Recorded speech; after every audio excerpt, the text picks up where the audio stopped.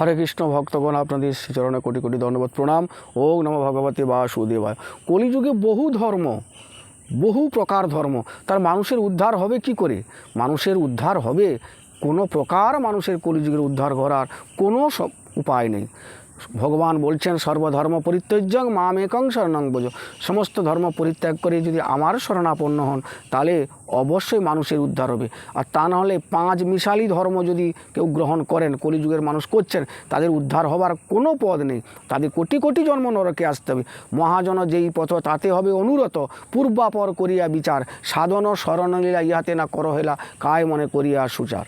যদি আপনি সাধন স্মরণ করতে চান, মহাজন যেই পদ বলেছেন, তাহলে আপনি এই পথ ধরে চললেই আপনি কৃষ্ণপাদ পদ্ম পেয়ে যাবেন।